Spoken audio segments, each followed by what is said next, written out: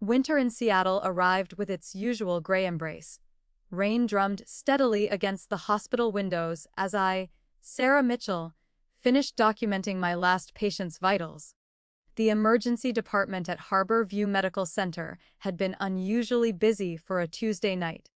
My watch showed 16:15 a.m. as I finally hung up my stethoscope and headed toward the staff locker room. The coffee I'd grabbed hours ago sat cold and forgotten on the break room counter, a testament to the relentless pace of my 12-hour shift. "Sarah, you holding up okay?" called Mike, the charge nurse, as he passed by with a stack of discharge papers. I managed a weary smile, though my feet ached in my sneakers that had seen better days. "As long as I can make it to my pillow, I'll survive," I replied, pulling my jacket from the narrow locker. The fabric still smelled faintly of the lavender detergent I'd used 3 washes ago, a small comfort in the sterile environment that had become my second home. Outside, Seattle's morning air carried the scent of rain, soaked pavement, and fresh coffee from the 24-hour diner across the street. I climbed onto the Metro bus, finding a seat near the back. The familiar route to my studio apartment in Ballard gave me 30 minutes to decompress, watching the city wake up through rain-streaked windows. My phone buzzed with a text from Mom's. "Don't forget dinner Friday at 7. Emma's bringing her new fiancé. Need everything perfect." I stared at the message, feeling that familiar weight settle in my chest. My younger sister Emma had just gotten engaged to a successful tech entrepreneur, and naturally, Mom wanted to showcase our family at its absolute best, which meant I'd be spending my only day off this week cooking, cleaning, and making sure everything met her exacting standards. My apartment building stood weathered but dignified among the newer condos sprouting up in the neighborhood. The one-bedroom unit on the 3rd floor wasn't much, but it was mine. Clean lines, minimal furniture, everything in its place, a stark contrast to the chaos of Mom's house where clutter competed with Emma's latest design projects and Mom's collection of self-help books. On my refrigerator, I kept a small collection of postcards from Dad's business trips. Robert Mitchell, regional manager for a consulting firm, traveled constantly between Seattle, Portland, and recently, a long-term assignment in Denver. His messages were always brief but thoughtful. "How's the new rotation going? Remember to eat real food, not just hospital vending machine snacks. Proud of you always." When I'd switched from pre-med to nursing 3 years ago, he was the only one who didn't question my decision. Mom had sighed dramatically and called it settling for less than your potential. The phone rang as I was heating leftover soup. Mom's voice came through with that particular tone I'd learned to recognize, polite but demanding. "Sarah, I need you to handle the appetizers and help set up on Friday. Emma's exhausted from wedding planning, and David's family owns 3 restaurants in Bellevue. We need to make a good impression." I stirred my soup slowly, watching steam rise from the bowl. "Aren't you and Emma coming back from Portland Thursday?" I asked, though I already knew the answer would involve me doing most of the work. "Yes, but Emma has a dress fitting Friday morning, and I promised to drive her. You understand how important this is for her future, right? David's family has connections that could really help her interior design business take off." I gripped the phone tighter. "Of course, Mom. I'll take care of everything." The words came automatically, worn smooth by years of repetition. "You're such a reliable daughter, Sarah. I know I can always count on you. Emma's future depends on making the right impression, and you understand how stressful wedding planning can be."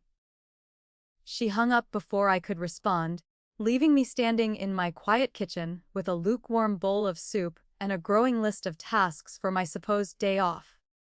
Emma, 2 years younger, but somehow always the center of attention, had just completed her interior design certification. Beautiful, charming, and effortlessly social, she'd always been Mom's pride and joy. Meanwhile, I pulled double shifts, saving lives, and still felt invisible in my own family. An hour later, my phone lit up with a video call from Dad. His familiar face appeared on the screen, though he looked tired. "Hey there, kiddo. How are things at the hospital?" "Busy as always." "Where are you calling from?" I asked, settling into my reading chair. "Still in Denver. This consulting project is more complex than we anticipated, so I'll probably be here another month or two. I'm sorry I might miss Emma's engagement party. It's just a family dinner, Dad. Nothing too fancy. Still, I wish I could be there." "But Sarah, you know you can call me anytime if you need anything, right?" His expression grew serious. "And don't let anyone take advantage of your generous heart. That family would fall apart without you keeping everyone grounded." I smiled at his gentle teasing, though it hit closer to home than he probably realized. After we hung up, I sat watching rain streak down my window, cradling my empty soup bowl. I'd grown used to being the dependable one, the problem solver, the one who kept things running smoothly behind the scenes. But something inside me was beginning to question whether reliability had become another word for invisible. Saturday morning brought weak sunlight filtering through my blinds, though my body felt like I'd barely slept. My phone already had 3 texts from Mom, each one adding something new to my to-do list. "Sarah, can you pick up organic salmon? Emma mentioned David prefers wild caught. And don't forget wine, something impressive, not grocery store quality. Maybe stop by that boutique flower shop on Pine Street too." I stared at my phone screen, calculating how much of my paycheck would disappear on ingredients for a dinner where I'd spend most of the time in the kitchen. Part of me wanted to text back, "No." But the other part, the part trained in family harmony, was already mentally mapping the most efficient route between stores. At the Pike Place Market, the crowd moved like a slow river around the fish vendors and flower stalls. I picked through salmon fillets, trying to find the best quality within my budget. My phone rang Emma's voice, bright and excited. "Sarah, can you grab some of those expensive French macarons? David's mom mentioned she loves them, and it would be such a perfect touch." I paused, holding a particularly beautiful piece of salmon. "Emma, I'm already spending quite a bit on dinner ingredients." "Oh, come on, it's just 1 box. This dinner could change everything for my business. David's family has connections to some of the biggest residential developers in the Pacific Northwest. You know how important this is." The phrase, "You know how important this is," had become the family motto whenever anyone needed me to do something. I found myself nodding even though she couldn't see me. "Sure, I'll find some macarons." "You're the best sister ever!" "Oh, and if you see good wine glasses anywhere, maybe grab a set. Mom mentioned ours look a bit dated." I hung up and continued shopping, my list growing longer and my wallet growing lighter. By afternoon, I was at Mom's house in Queen Anne, a craftsman-style home that Dad had bought during his early successful years. The kitchen needed a deep clean. The dining room required rearranging, and somehow I'd become the coordinator for an event I wasn't even the guest of honor for. The afternoon sun slanted through the kitchen windows as I prepped ingredients, my hands moving automatically through familiar motions. Chopping, seasoning, arranging tasks I could do in my sleep after years of practice. My phone buzzed regularly with updates. "Flight delayed, might not be back until 6. From Mom," and "David's running late from his meeting. Can we push dinner to 70:30? From Emma." By 5 p.m., the house was transformed. Clean, elegant, and ready for scrutiny. I sat at the kitchen island for a moment, pushing damp hair away from my forehead and surveying the controlled chaos of dinner preparation. No one would see the effort that went into creating this impression of effortless hospitality. The front door opened at 6:45, and Emma swept in wearing a designer dress I recognized from her Instagram posts. Mom followed, already surveying the room with her critical eye. Neither commented on the obvious work that had gone into preparing their showcase. "The table looks adequate," Mom said, adjusting a napkin that was already perfectly placed. But did you remember to chill the wine? David's quite particular about temperature. Emma peered into the kitchen, where I was putting finishing touches on the appetizers. Wet. You didn't make those little crostini things I mentioned. I specifically said David loves them. I looked up from the salmon I was plating. You never mentioned crostini, Emma. You asked for macarons and mentioned he liked salmon. Emma's face fell dramatically. I'm sure I told you. This is exactly the kind of detail that matters to his family. Mom appeared behind her. Sarah, you know Emma's been under tremendous stress with wedding planning. Couldn't you have asked if she needed anything else? The familiar weight of being wrong, even when I was right, settled over me. I'm sorry. I'll see what I can put together quickly. It's fine. Emma sighed, as if forgiving me for a major transgression. David's understanding about these things. I just hoped we could really impress his parents. David arrived at 7:45, a tall man in an expensive suit who seemed genuinely nice despite my family's anxiety about impressing him. Dinner proceeded smoothly, with David complimenting the food and engaging in pleasant conversation. I spent most of the meal refilling glasses and bringing dishes from the kitchen, observing the family performance from the sidelines. As I was clearing dessert plates, my hand slipped on a crystal glass that Mom had insisted we use. The edge caught my finger, and blood immediately began dripping into the sink. I stood there for a moment, watching red drops disappear down the drain, feeling strangely detached from the sharp pain. Behind me, conversation continued in the dining room. No one noticed my absence. Mom's voice drifted over. Sarah, don't forget to pack up those leftover macarons for David's parents. First impressions matter so much in business relationships. I didn't respond. I just wrapped my finger in a paper towel and quietly cleaned up, wondering when I'd become so invisible that I could bleed in my own family's kitchen without anyone noticing. Sunday brought Seattle's typical December weather, rain that seemed to fall sideways, turning the world into a watercolor painting. I'd picked up an extra shift when my colleague Maria called in sick with her daughter's flu. Despite feeling emotionally drained from the previous evening, I said yes. At Harbor View, I felt seen, needed, competent in ways that seemed impossible at family gatherings. Near 7 a.m., I left the hospital into the gray morning. The streets were slick with rain, and the early commuter traffic moved cautiously through the intersection. I pulled my coat tighter and hurried toward the bus stop, eager to get home to sleep. As I crossed 2nd Avenue, just 3 blocks from my apartment, the headlights of a delivery truck suddenly cut across my vision.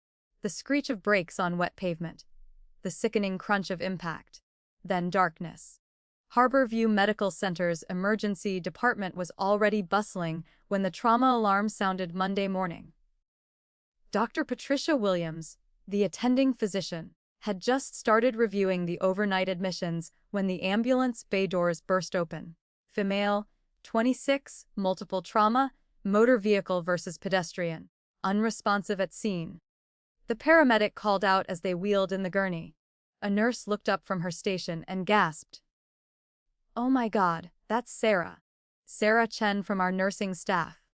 My face was swollen beyond recognition, blood matting my dark hair. My scrubs were torn and muddy, pieces of broken glass embedded in my shoulder and arm. The sight of a colleague, someone who'd worked these same halls just hours before, lying broken on the trauma bed sent a shock through the entire team. Dr. Williams immediately took charge. Get me her employee file for emergency contacts. Someone call her family right now. The first call went to the number listed for Diana Mitchell, my mother. The phone rang 4 times before a distracted voice answered. Hello, this is Diana Mitchell speaking. Mrs. Mitchell, this is Harbor View Medical Center. Your daughter Sarah has been in a serious accident and is currently in critical condition in our emergency department. There was a pause, but not the kind you'd expect from a mother receiving devastating news about her child. Why are you calling so early? I'm getting ready for Emma's final dress fitting. Can't this wait until this afternoon? Ma'am, Sarah is in a coma with internal bleeding and multiple severe injuries. We need a family member here immediately to make medical decisions. How inconvenient, came the irritated response. I can't possibly reschedule Emma's appointment. The wedding is in 6 weeks, and this fitting took months to book. Surely Sarah can handle whatever this is. She's very capable. Daughter. William stared at the phone in disbelief. Mrs. Mitchell, your daughter is unconscious and fighting for her life. She cannot handle this herself. Look, I'll try to stop by later this evening if I can. Emma's dress fitting is at the most exclusive boutique in Bellevue, and they don't reschedule for just anyone. The line went dead, leaving the medical team in stunned silence. Doctor. Williams looked around the trauma bay where her colleagues were working frantically to stabilize one of their own.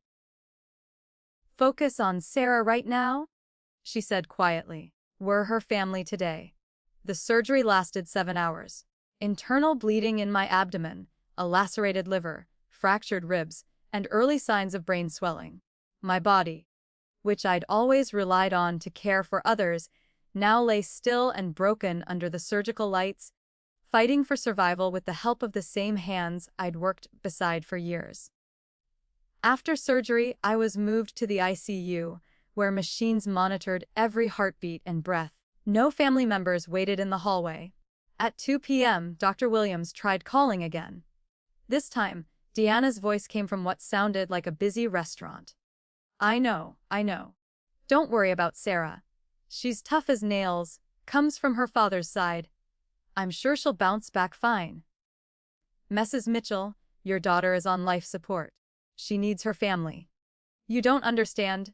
Linda's voice took on an edge of annoyance. If I leave now, Emma will be devastated. This dress fitting is crucial for the wedding photos. Sarah would understand. She's always been the practical one.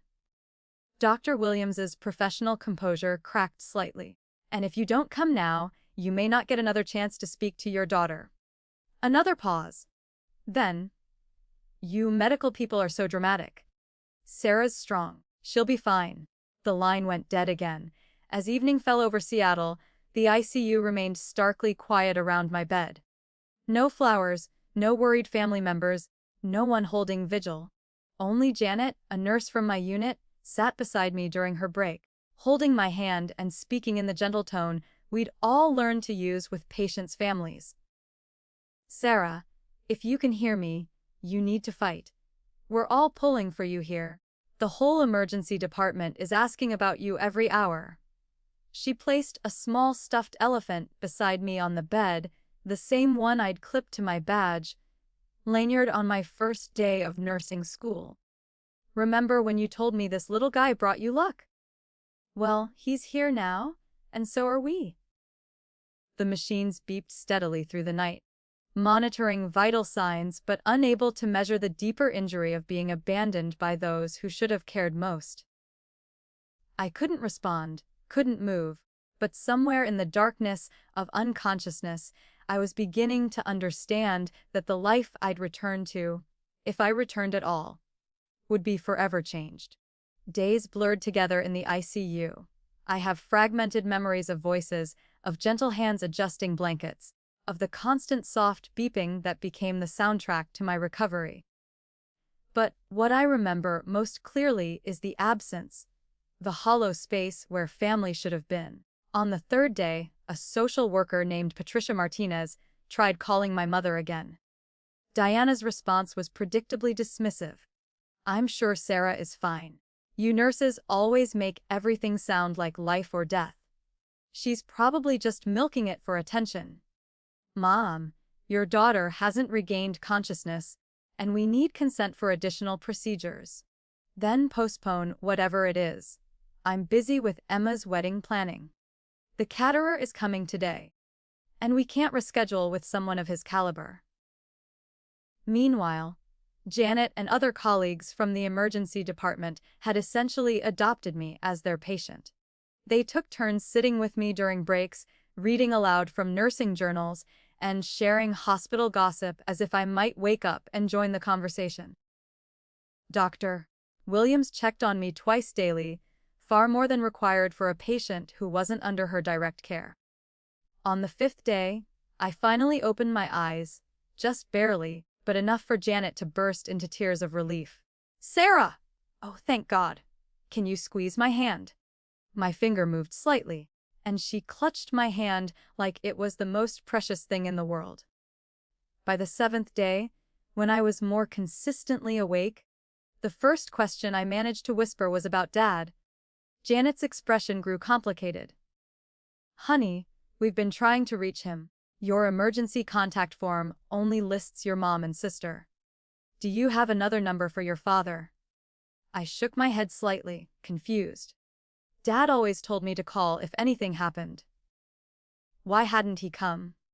Janet promised to help me find him once I was stronger, but something cold was settling in my chest. My father, who called me every week, who supported my career choice, who claimed he'd drop everything if I needed him. Where was he? On the 8th day, Diana and Emma finally appeared, carrying shopping bags and looking annoyed at having to navigate hospital parking. They stayed exactly 20 minutes, most of which was spent complaining about the depressing atmosphere and the inconvenient visiting hours. "Sarah, you need to get better quickly," Diana said, standing a careful distance from my bed. "Emma's engagement party is next month, and we need you to help coordinate things." Emma leaned closer and whispered, "And don't mention any of this to Dad when he calls, okay? He'll just worry unnecessarily and probably fly back early from his project." Janet, who had been quietly organizing my bedside table, gave them both a look that could have frozen water. After they left, she sat down beside me and took my hand. "You deserve so much better than this, Sarah.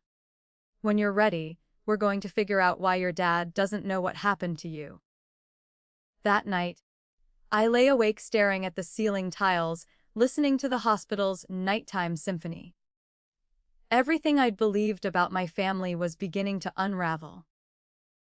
If Dad truly cared about me the way he claimed, why hadn't he moved heaven and earth to get here?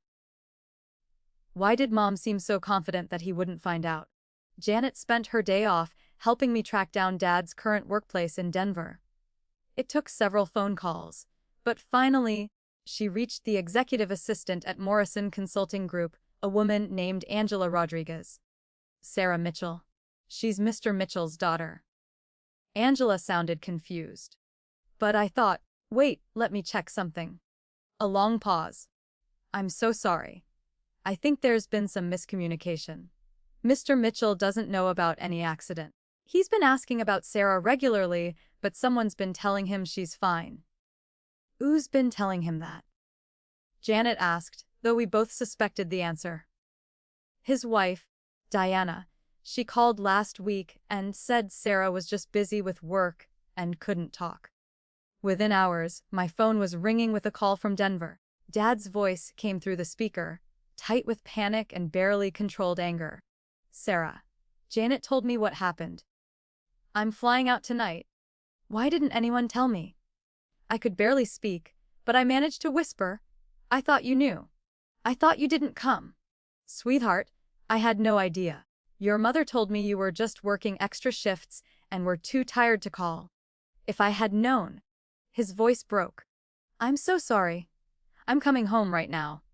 That night, as Janet helped me process the depth of my mother's deception, I felt something fundamental shift inside me. This wasn't just neglect or misplaced priorities.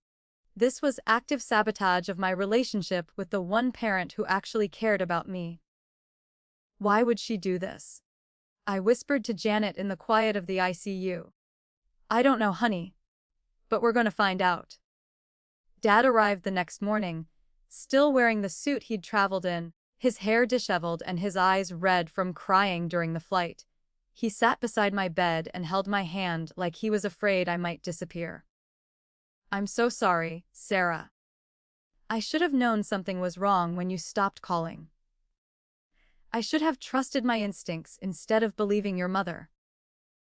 Over the next few days, as I continued to recover, Dad shared what he'd learned from his assistant Angela. For the past month, Linda had been intercepting his attempts to contact me. Always with plausible excuses. I was working double shifts, I had the flu, I was helping Emma with wedding planning. She told me you'd call when you had time, Dad said, his jaw tight with anger. I trusted her to pass along my messages.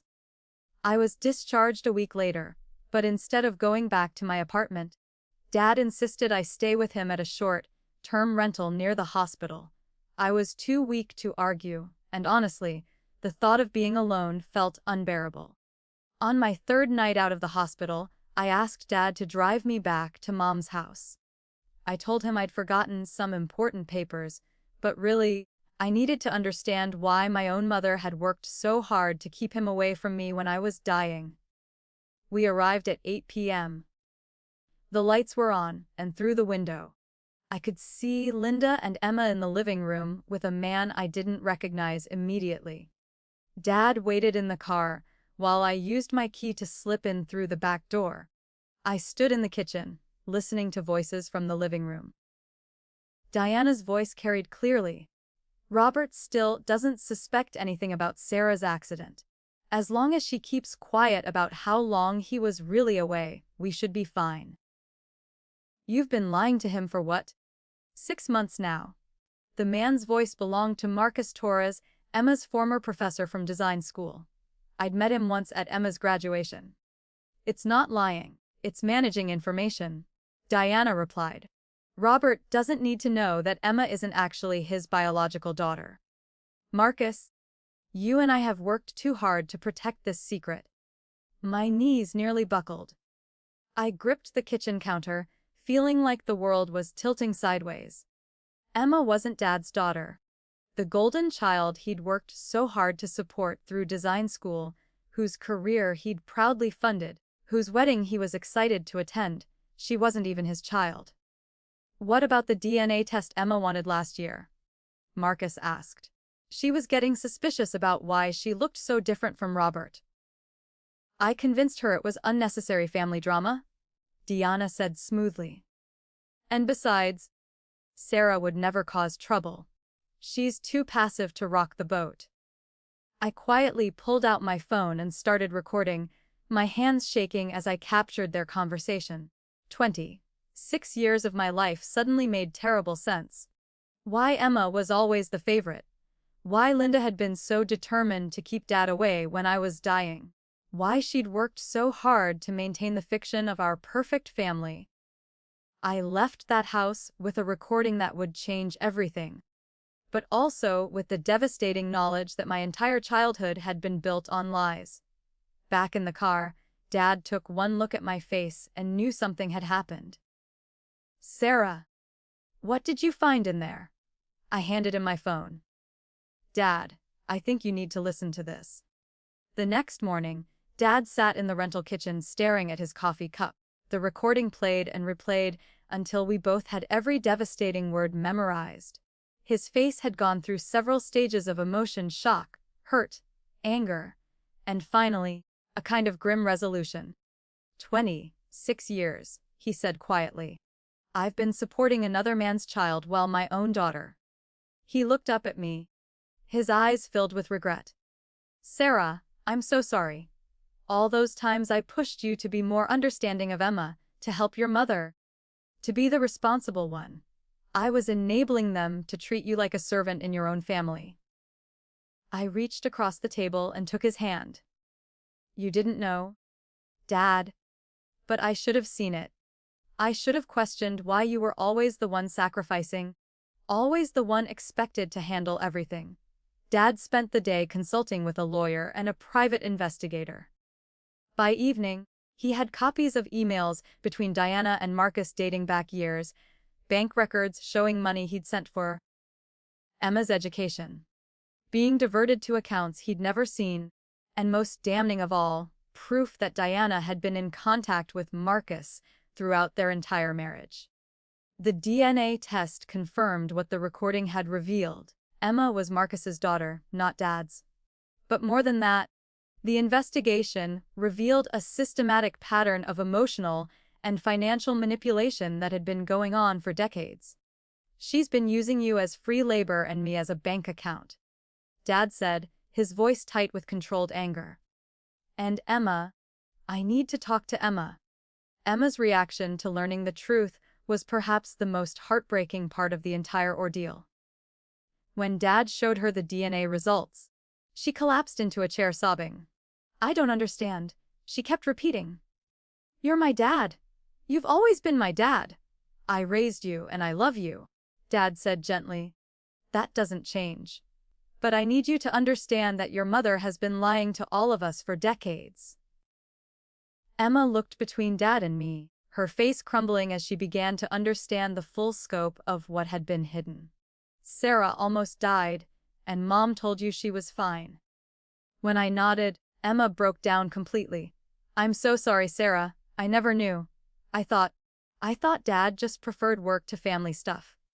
The confrontation with Diana came 3 days later. Dad had asked me to be there, not for drama, but because he wanted witnesses to what he knew would be an explosive conversation. Diana's reaction to being caught was exactly what I'd expected. Denial, deflection, and when those failed, attack. "You're going to destroy this family over some misunderstanding," she screamed at Dad. "Emma needs stability right now with the wedding coming up."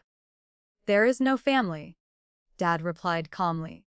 "There's just a collection of lies you've been maintaining for 26 years. And Sarah," Diana whirled on me, "this is all your fault. If you hadn't gone snooping around where you don't belong." If I hadn't almost died and discovered that my own mother was sabotaging my relationship with my father, I said, surprised by how steady my voice sounded. "Mom, you let me believe Dad didn't care enough to come when I was in a coma. He would have just gotten in the way of your recovery."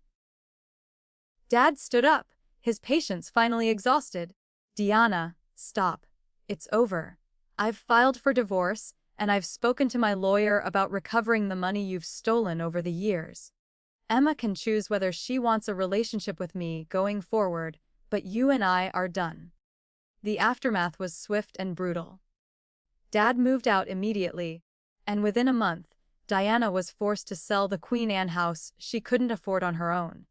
Marcus, meanwhile, discovered that his wife had found out about the affair and Emma.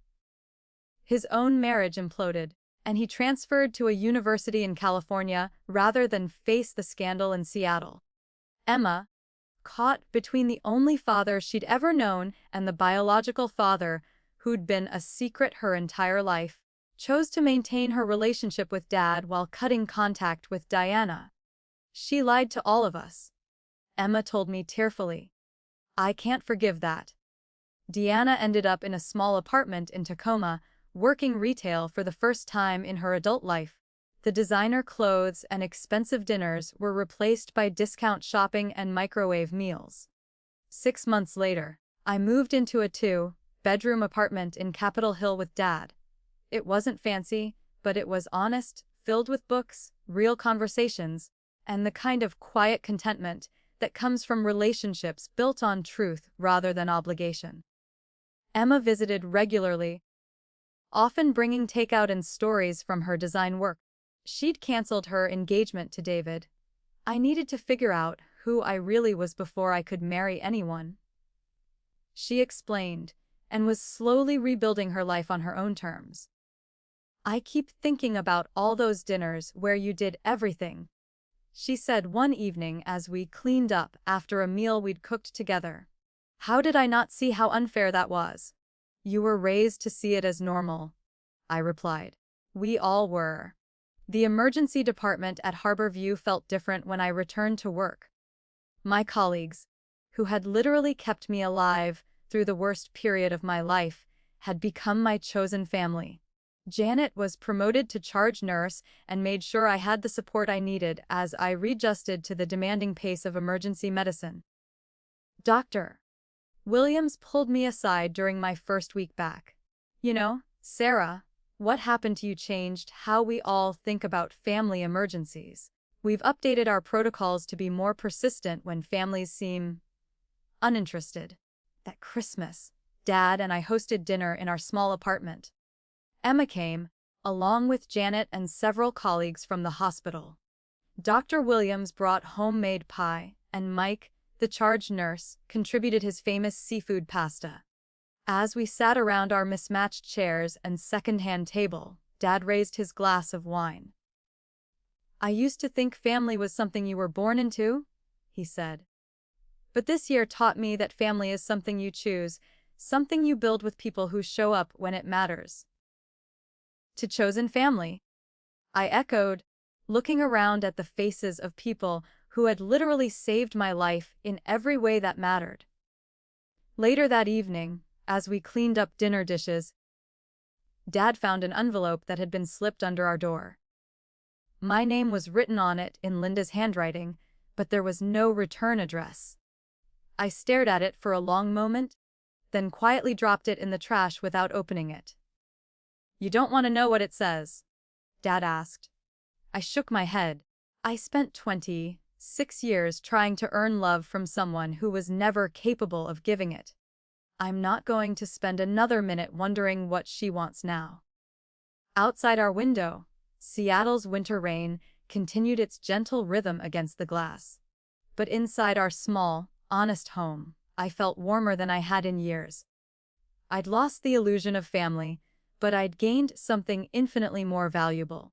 The knowledge that love isn't something you have to earn through endless service and sacrifice. It's something freely given by people who see your worth and choose to stay. Emma curled up on our couch, scrolling through job listings for design firms in Portland. "I think I want a fresh start," she said. "Somewhere I can build something that's really mine." Dad nodded approvingly. "Sometimes the best thing you can do is start over with the truth." I thought about that phrase often in the months that followed. Starting over with the truth meant acknowledging that I'd spent years mistaking duty for love, obligation for family. It meant recognizing that the people who truly cared about me had been there all along. In the hospital break room, in the late night conversations with Dad, in the quiet moments of genuine connection I'd almost missed while I was busy being indispensable to people who saw me as disposable. The truth wasn't comfortable, but it was clean.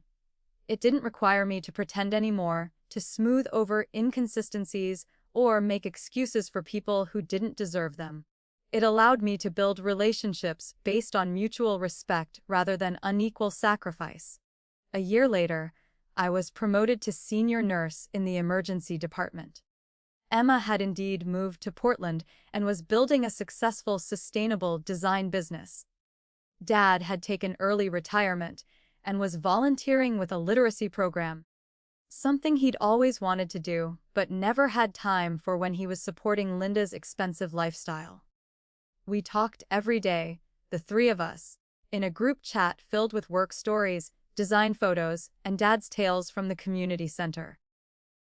Real family, I'd learned, doesn't require grand gestures or perfect moments. It exists in the daily choice to care about each other's lives, to show up consistently, to be honest even when it's difficult.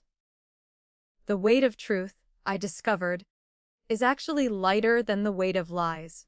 It doesn't require the constant energy of maintaining false narratives or protecting people from consequences they've earned. Truth allows relationships to be what they actually are, rather than what we wish they could be. And sometimes, what they actually are is more beautiful than anything we could have imagined. Lessons from Sarah's journey. This story reveals profound truths about family, love, and the courage required to choose authenticity over convenience. Sarah's journey teaches us that real family isn't defined by shared genetics or legal documents, but by consistent presence, genuine care, and mutual respect. Her experience shows how toxic family dynamics often disguise themselves as tradition or duty. trapping us in cycles of unequal sacrifice that masquerade as love. The most powerful lesson is that we don't owe our lives to people simply because they share our blood. True loyalty flows both ways. It cannot be demanded by those who offer nothing in return. Sarah's story demonstrates that sometimes the most loving thing we can do is step away from relationships that diminish us, creating space for connections that actually nourish our souls. Her chosen family at the hospital proves that the deepest bonds form between people who see our worth and choose to honor it, not those who take our devotion for granted while investing their energy elsewhere. Ultimately, Sarah's courage to seek truth over comfortable lies freed not just herself, but also her father and sister from a web of deception that was poisoning all their relationships.